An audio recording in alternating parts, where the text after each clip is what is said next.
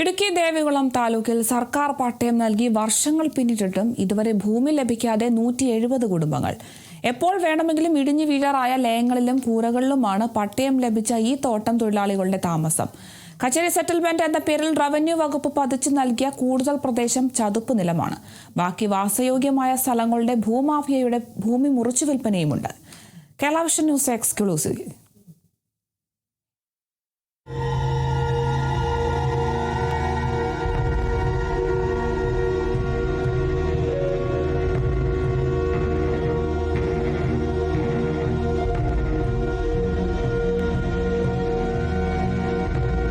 പാവപ്പെട്ട 170 തൊഴിലാളികൾക്കായി കച്ചേരി സെറ്റിൽമെന്റ് എന്ന പേരിൽ നൽകിയ ഭൂമിയാണ് എനിക്ക് പിന്നിൽ കാണുന്നത്.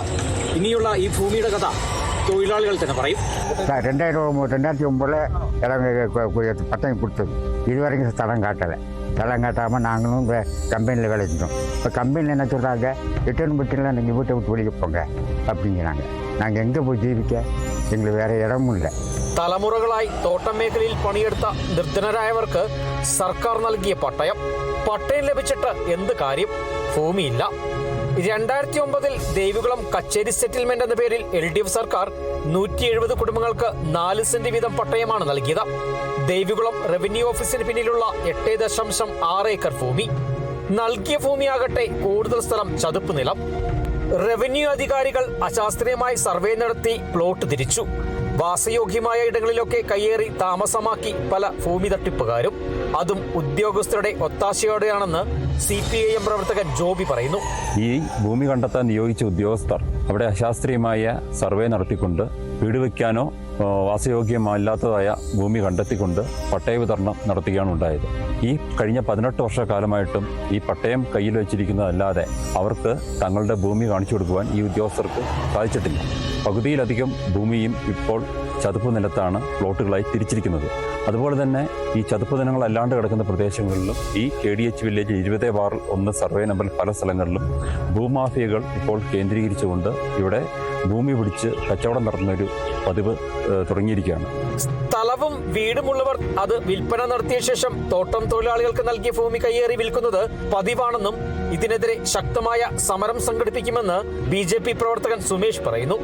ഇത് അച്യുതാനന്ദ സർക്കാർ ഉണ്ടായിരുന്ന സമയത്ത് ഇവിടെ വൻകിട കയ്യേറ്റങ്ങൾ ഒഴിപ്പിച്ച് ഏറ്റെടുത്ത ഭൂമികൾ പാവപ്പെട്ടവർക്ക് വിതരണം ചെയ്യാൻ പറഞ്ഞ് കത്ത് നൽകിക്കൊണ്ട് അന്നത്തെ ഓർഡർ അനുസരിച്ചാണ് ഇവിടെ ഈ ഭൂമി എല്ലാവർക്കും തന്നെ വിതരണം ചെയ്തത്.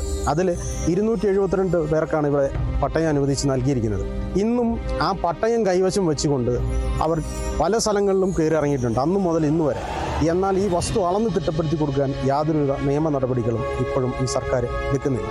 ചോർന്നൊലിക്കുന്ന എപ്പോൾ വേണമെങ്കിലും ഇടിഞ്ഞു വീഴാറായ ലയങ്ങളിലും ക്വാർട്ടേഴ്സിലുമാണ് പട്ടയം ലഭിച്ച ഈ നിർധനരായ കുടുംബങ്ങളുടെ താമസം.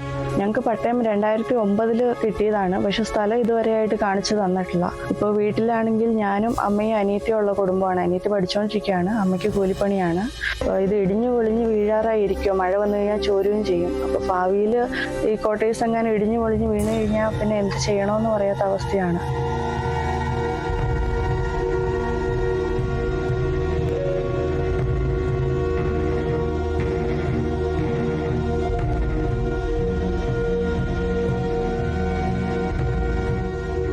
പാവപ്പെട്ട തൊഴിലാളികൾ പട്ടയവുമായി നടക്കാൻ തുടങ്ങിയിട്ട് വർഷങ്ങൾ പിന്നിടുകയാണ്. കിട്ടിയ ഭൂമിയാകട്ടെ ഭൂമാഫിയ കയ്യേറിയും വിൽപ്പന നടത്തുകയും ചെയ്തു. ഇനിയെങ്കിലും തങ്ങൾക്ക് ഈ ഭൂമി കിട്ടുമെന്ന പ്രതീക്ഷയിലാണ് തൊഴിലാളികളുള്ളത്. ക്യാമറമാൻ AP രാജയ്ക്കൊപ്പം Vineesh Antony, Kerala vision news, Idukki. KV Memorial English Medium School near St. Mary's Scanning Center, MC Road, Adur. Classes play class to standard 4.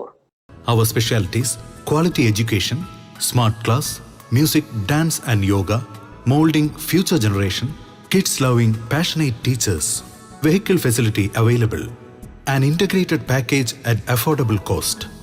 KV Memorial English Medium School near St. Mary's Scanning Center, MC Road, Adur.